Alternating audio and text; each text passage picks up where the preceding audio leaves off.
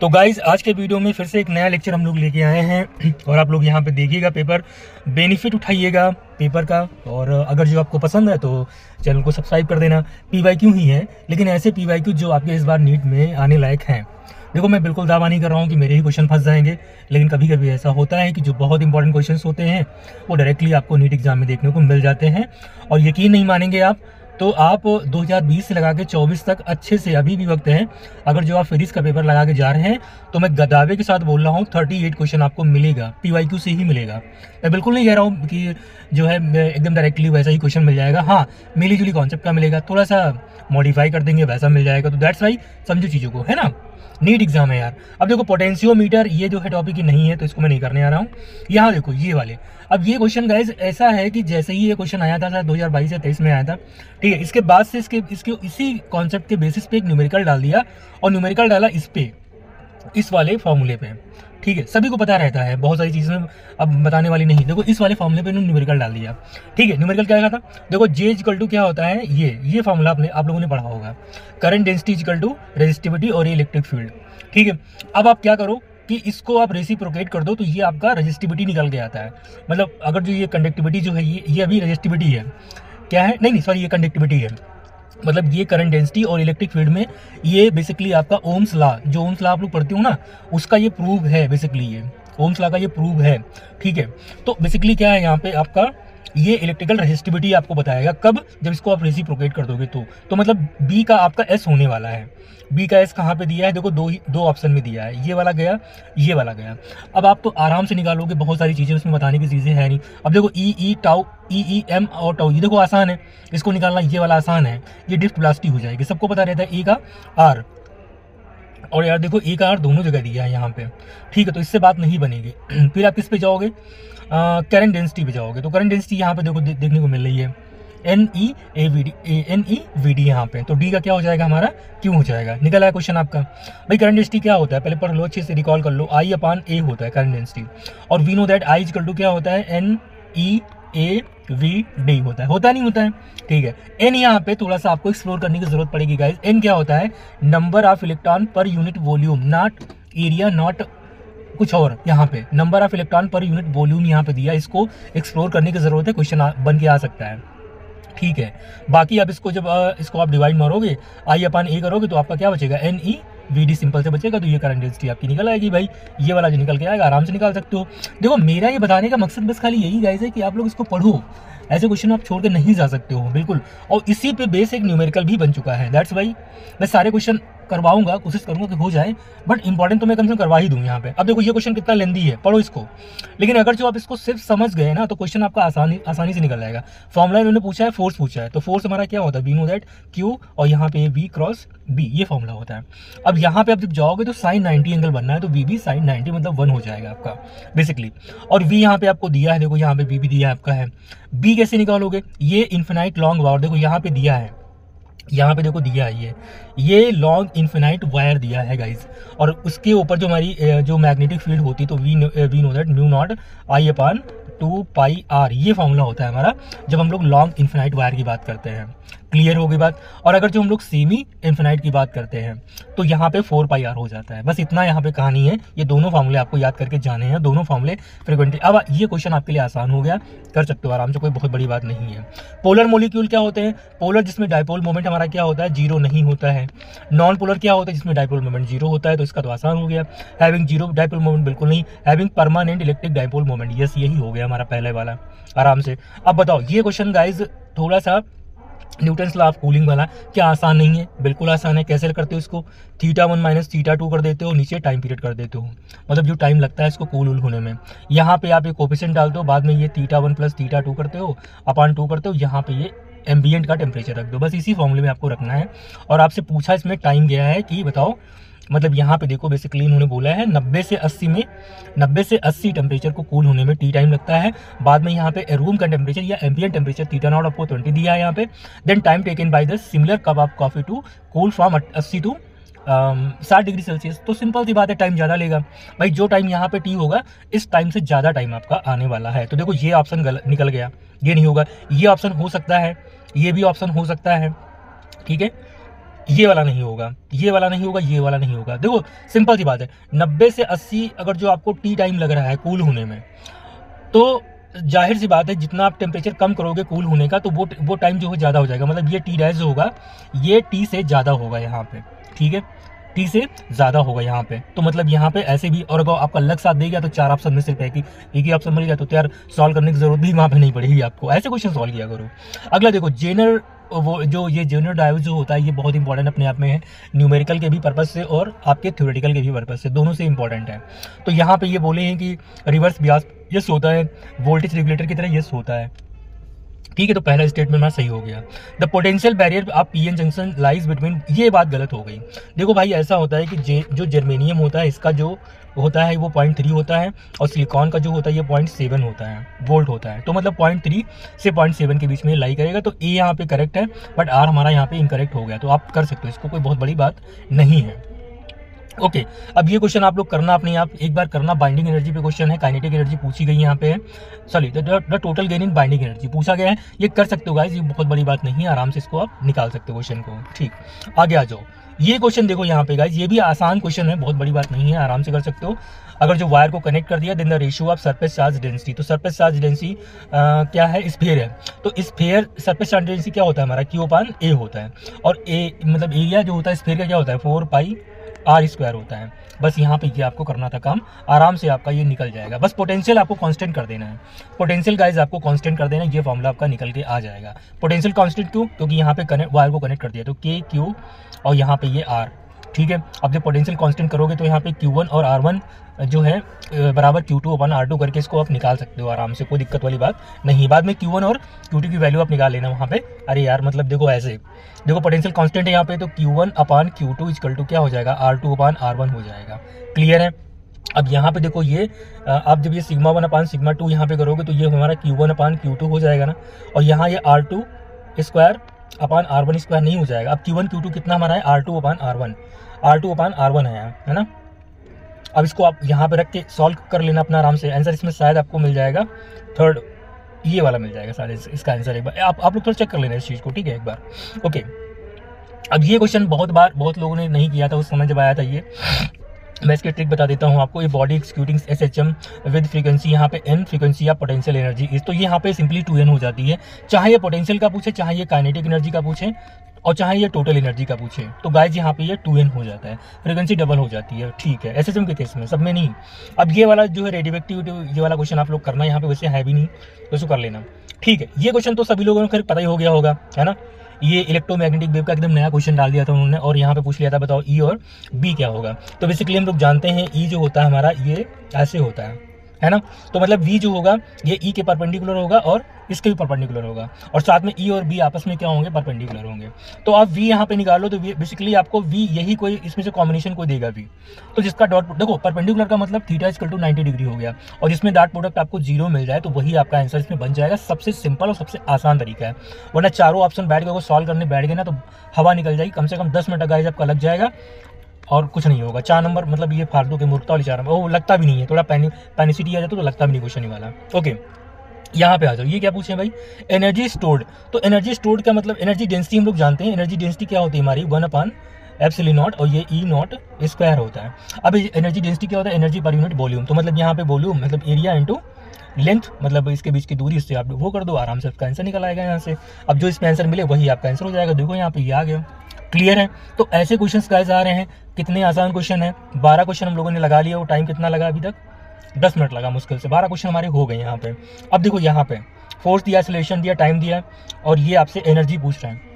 तो force acceleration time और time दिया है, तो उसमें एनर्जी कैसे निकलती है, सोचो अपने आप, थोड़ा सा सोच के मतलब सोचो। या फिर भाई इसको ऐसा करो कि E जो होता है वो प्रोपोर्शनल टू फोर्स की पावर A, ठीक है, और एक्सेलरेशन की पावर B, और यहाँ पे टाइम की पावर C, फिर ABC कोएफिशिएंट सॉल्व करो। इससे बेटर है आप लोग सोच लो थोड़ा सा। सोचने का मतलब देखो, एक तो आप सोच सकते हो कि वर्क जो होता है वो भी एनर्जी होती है हमारी, ठीक है। वर्क क्या होता है हमारा,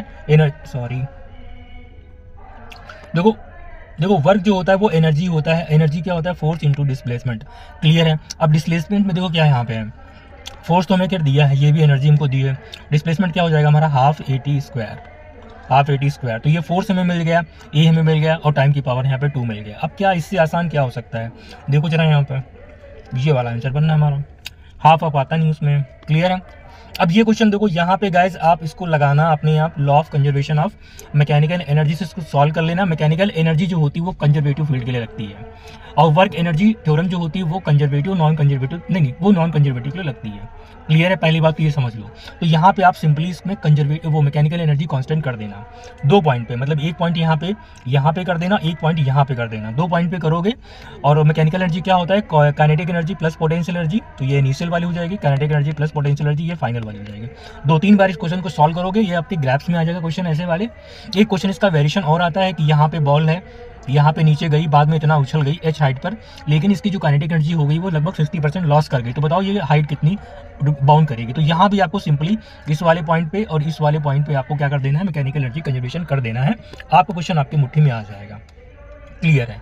अगला यहाँ पे देखो सिंपल सा एकदम सर्किट आपको दिया है, चुपचाप कर लो इसको।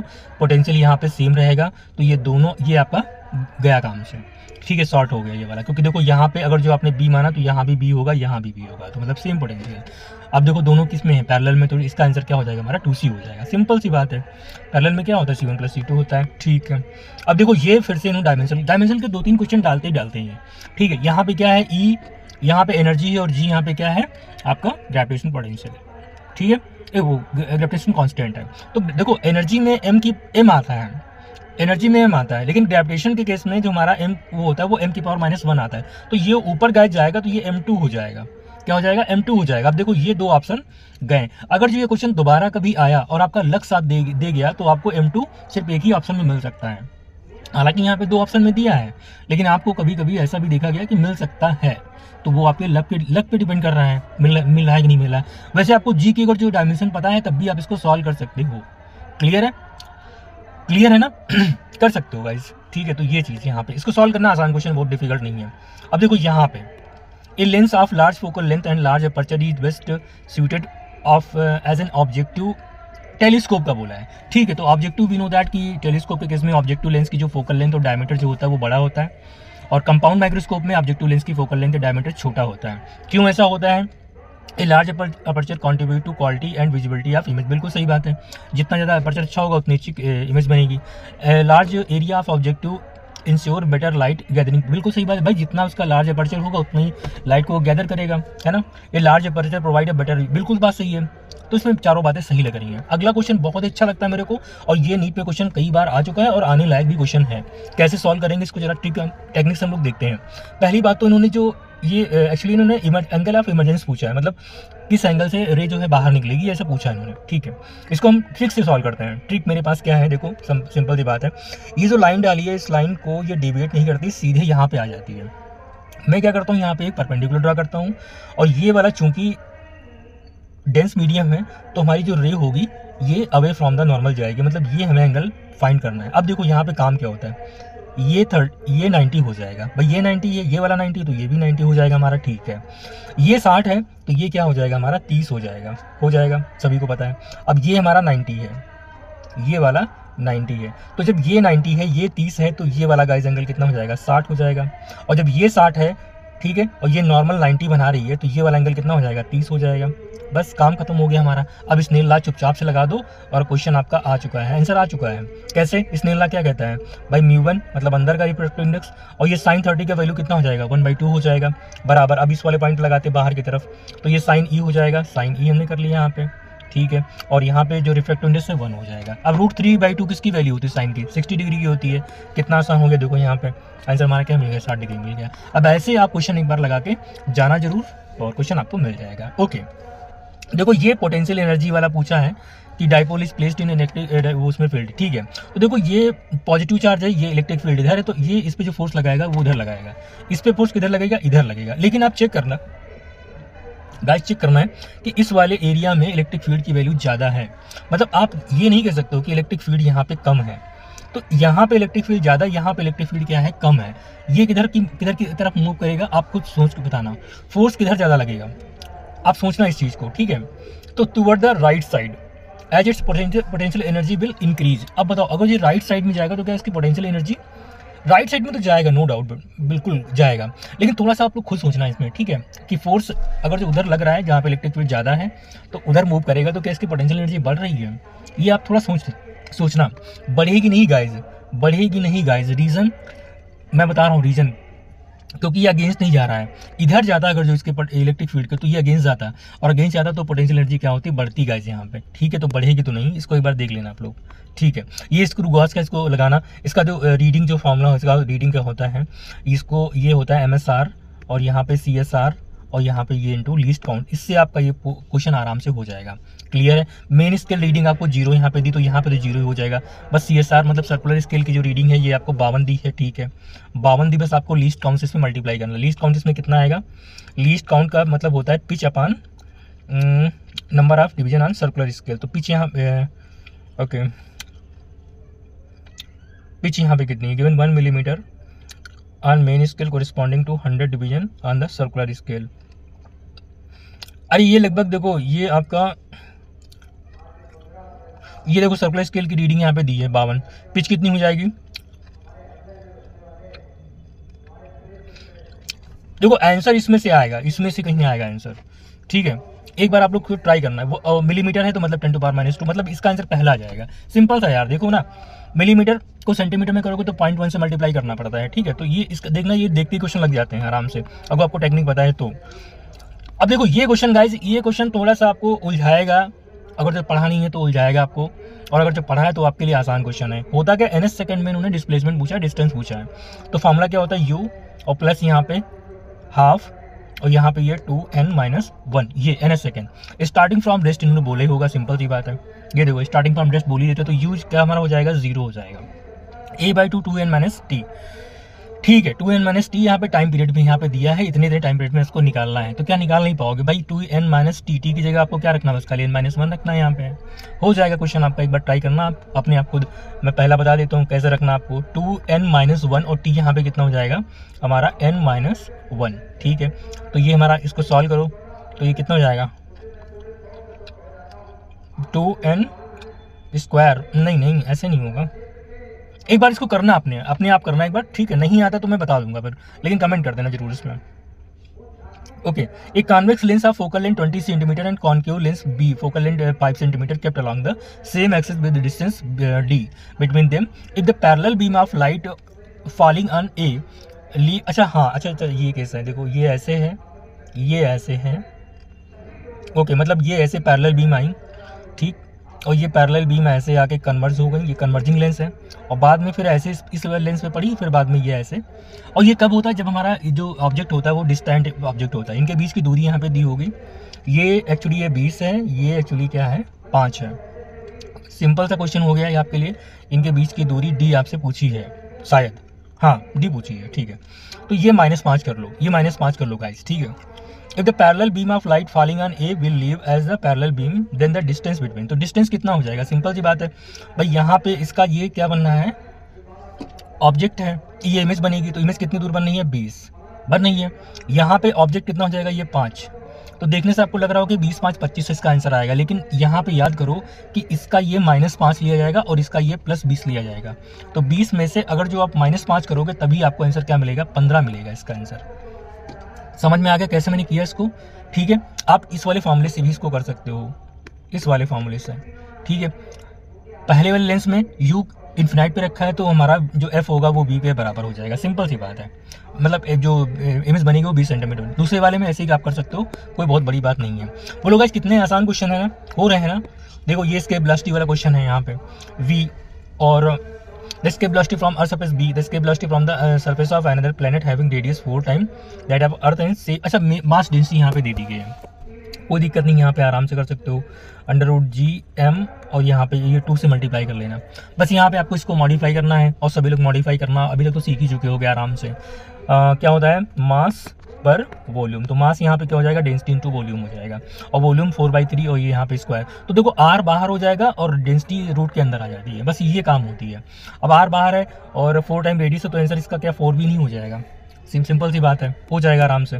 क्लियर है, ठीक है। ये वाला जो है इम्पिडेंस पूछ लिया इन्होंने, इम्पिडेंस पूछा है इन्होंने, और इम्पिडेंस इस बार आने के बहुत ही चांसेस हैं तगड़े वाले, तो इम्पिडेंस आपको करके जाना एक बार है।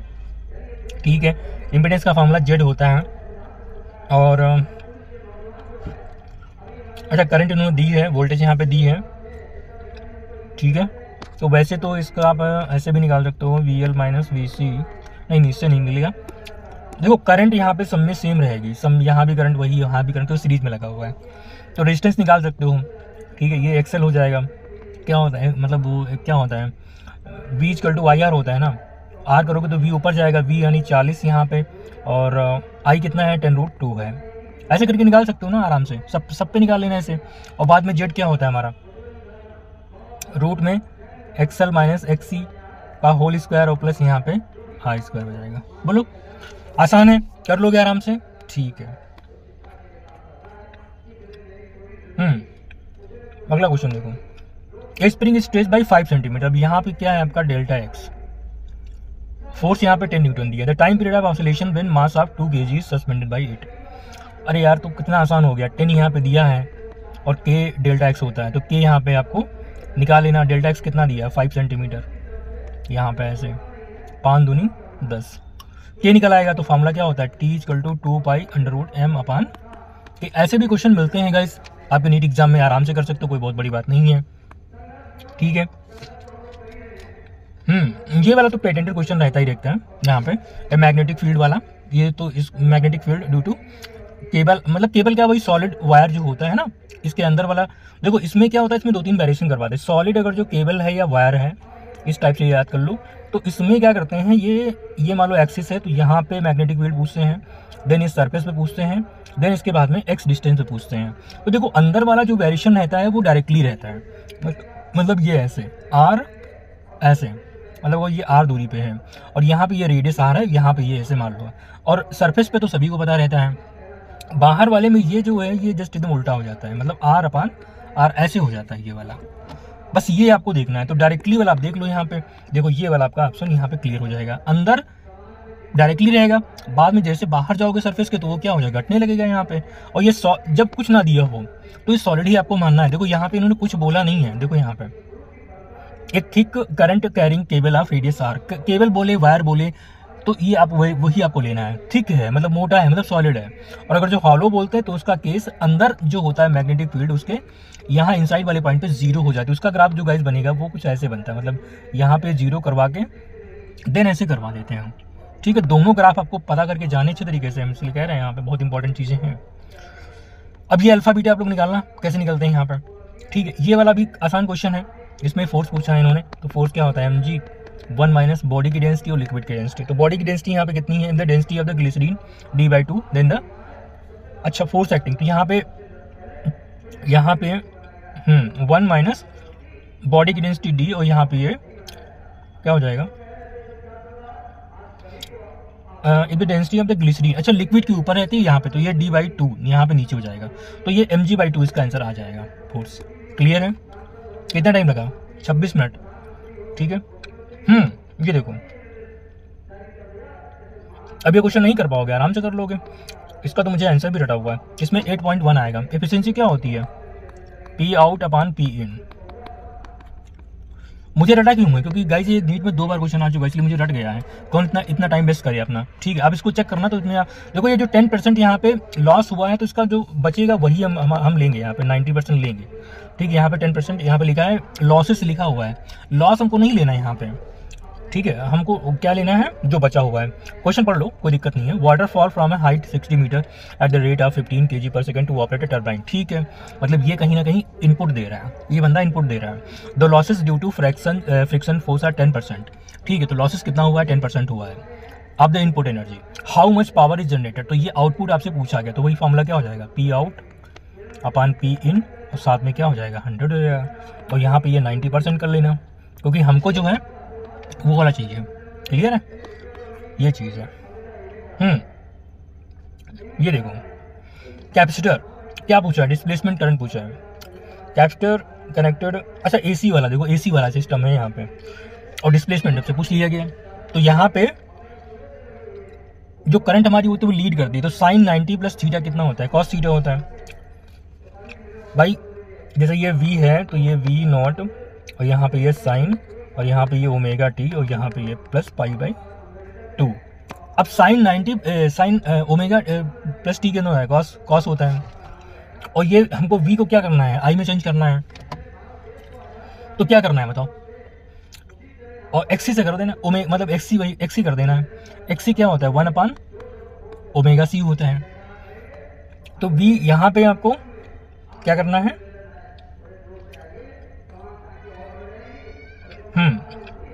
आंसर ये वाला आएगा इसमें, ये वाला, ठीक है। साइन यहाँ पे तो कॉस है, यहाँ पे नहीं, ये तो बिल्कुल नहीं होगा, वही आ जाएगा इसका आंसर, ठीक।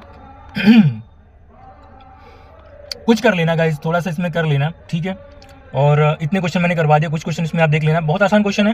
देखो यहाँ पे लिखा है the electron concentration in n type semiconductor is the same as hole concentration in the p and external field is applied across each of them compare current. तो देखो गाइस क्या होता है, होल का जो साइज होता है, मास होता है, थोड़ा बड़ा होता है, तो उसका डिफ्यूजन धीरे धीरे होता है, तो डिफ्यूजन करंट धीरे धीरे होती है, मतलब करंट ड्यू टू होल जो होती है वो स्लो होती है, करंट ड्यू टू इलेक्ट्रॉन जो होती है वो ज़्यादा होती है। तो current in p type, sorry यहाँ पे ये नहीं होगा, यहाँ पे आ जाओ, करंट इन यहाँ पे ये n type is greater than current in p type. कर लोगे? अब ये क्वेश्चन सारे आसान क्वेश्चन है, कर लोगे, है ना। Effective resistance of a parallel combination connection that आप consider 4 wire of equal length, equal area, cross section and same material is यहाँ पे इतना इतना। What will the effective resistance if they are connected in series. तो देखो यार ऐसा होता है, आर पैरेलल क्या हो जाता है, आर बाई एन होता है, आर सीरीज क्या होता है, एन आर होता है। अब तो कर लोगे ना आराम से। यहाँ पे एक्चुअली ये 0.25 दिया है आर पी का, और ये 4 दिया है, ठीक है। तो 25 को कितना होता है, 100 होता है, तो आर कितना हो जाएगा, 1 हो जाएगा। और यहाँ पे जब करोगे तो 1 × 4 तो कितना हो जाएगा, 4 ओम हो जाएगा। सो सिंपल गाइस, है ना। अब ये सब मैं नहीं बताने जा रहा यार, ये तो सब पता रहता है ना। ये रूट मीन स्क्वायर स्पीड है ये वाली, ठीक है। और ये सब चीज़ें तो अब थोड़ा सा कर ही लोगे ना। ये प्रेशर हो गया तुम्हारा, ये बी का पी हो जाएगा, तो कर लोगे आराम से, ठीक है। ये वाला जो है ये गाइस डी ब्रॉगली वेवलेंथ, एक बार ट्राई करना अपने आप। लैम्डा इक्वल टू क्या होता है, h/p, या इसी को हम लोग क्या बोलते हैं, h/ यहाँ पे √2m/k, या k को हम लोग e भी कर देते हैं, ठीक है। तो इसको करना अपने आप। तो गाइज यहाँ पे कुछ इंपॉर्टेंट क्वेश्चन हैं, ये ग्राफ, ये उसके गेट वगैरह के क्वेश्चन है, थोड़ा देख लीजिए आप लोग, एक बार करके जाना एक बार, ठीक है। ये वाला क्वेश्चन, हाँ ये भैया इस बार के लिए बहुत इंपॉर्टेंट है, बहुत ज़्यादा सुपर क्वेश्चन इंपॉर्टेंट है, इसकी प्रैक्टिस कर लेना, और वरना मैं कोई वीडियो बना दूंगा, ठीक है। तो गाइज इंपॉर्टेंट था, जितना मुझे इंपॉर्टेंट लगा तो मैंने बताया आप लोगों के लिए। ऐसे ही क्वेश्चन आपको वहाँ पे भी करना है जैसे आप नीट एग्जाम में करते हो, ठीक है। तभी आपको वहाँ पे पूरा अच्छा स्कोर जाएगा। मतलब अगर जो आपने सोचा है कि लगभग 40+ क्वेश्चन मुझे सही करना है, तो ऐसे ही करना है आपको वहाँ भी। क्लियर है? तो मिलते हैं फिर एक नए वीडियो से, तब तक के लिए।